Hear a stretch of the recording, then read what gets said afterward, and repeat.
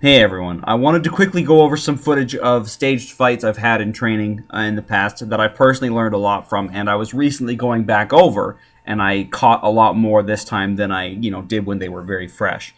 These four are from ECQC, starting with the two car fights. The car fight starts with the good guy role player in the driver's seat and the bad guy in the passenger seat initiating the holdup. So I was stuck in there with a guy named George, a huge ex-Russian infantry guy, kickboxer dude that would have likely destroyed me in a stand-up encounter in open space. He went for his gun almost immediately, and I wanted to get the first hit in, so I shot him in the leg. We began to tangle, and I popped him in the helmet with the muzzle a couple times and tried to shoot him again, but at some point, my gun had malfunctioned, possibly from hands-on interference from George. My other hand was tied up trying to keep George from shooting me with his gun, so you can see me trying to clear the malfunction with one hand. I bumped the base plate of the magazine on the door so I could do a tap, rack, bang, but I abandoned that effort and ditched the gun because I figured it was more worthwhile to use both of my hands and my relatively confident empty hand skills rather than try and screw around with the gun in one hand while he's also trying to shoot me. I got up out of the seat to pin George down because he was way bigger than me, and if he was able to get up out of the seat, I would have been in big trouble. At this point, you can see George's gun was gummed up with a malfunction as well. He was able to get his small TDI knife out and start sticking me in the face and the neck with it. I tried to jam his arm against the door and started drawing my Spyderco Pakal from my pocket. I wasn't able to fully lock the blade out immediately on the draw, so I helped click it open using my leg, and then started just trying to get as much meat with it as I could while pinning him down into the seat, and then the evolution was called. Now, George's turn to rob me. After he went hands-on, you can see me floating my hand towards the gun. It was dark and it was hard to see, so I was trying to feel out where it was, but I think he was aware I think he was aware of what I was doing. When I grabbed for it, I missed, and I didn't know where it went, so I ended up kind of slapping around for it, couldn't find it. I was at least able to stop him from getting the muzzle on me when I turned towards him. You can see him shooting around off into the windshield here during the madness. You might be surprised how often people miss, even at extreme close range. Again, my goal was to get up and out of the seat as fast as possible and crush him. I was lucky enough to avert his muzzle and pin the gun down towards the console. He ditched the gun, started punching me, and then he got his TDI out again and started sticking me with it. I didn't realize it for a few seconds, and he got me a lot of times before I was able to bicep tie his arm against the door. Another upsetting thing you can see here is that the muzzle of my own gun was poking around from my back. At some point, he'd been able to strip my gun from the holster, although he wasn't able to fire it for whatever reason.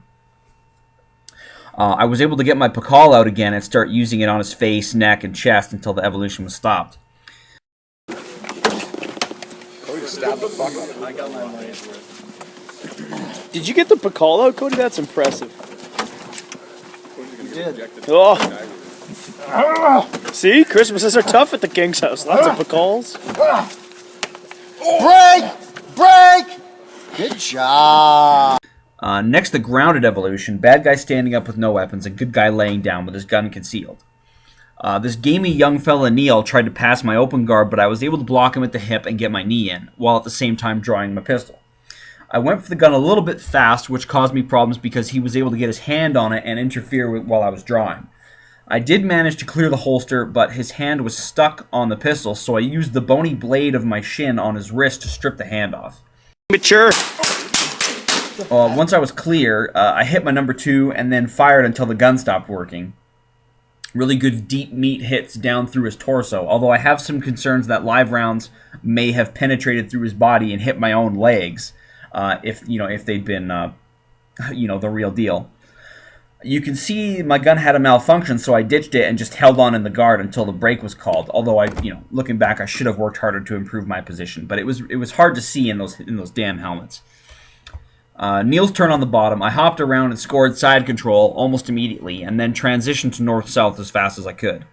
I ran my hand along his belt line to try and find his pistol, which I did. I was able to fish it out of the holster, which he could feel as I was grabbing it, and in the positional fight, he ended up wrapping his legs around my arm to trap the gun, which was an effective move to delay me. To get him to loosen up, I put my shin across his face and neck and drove his head away. I managed to squeeze the gun out, but he grabbed it with his hands.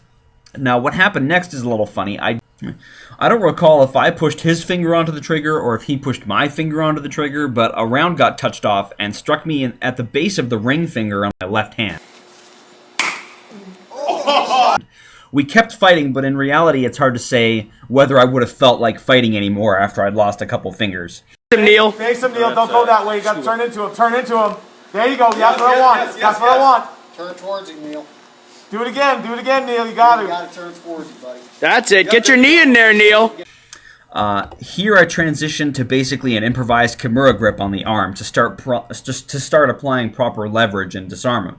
But if you watch closely, you can see the magazine gets ejected when I complete the strip.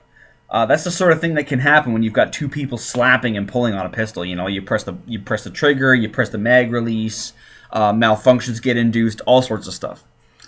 That's all I wanted to cover in these clips. The next video in this analysis series will be studying fights with multiple opponents, both mine and other people's.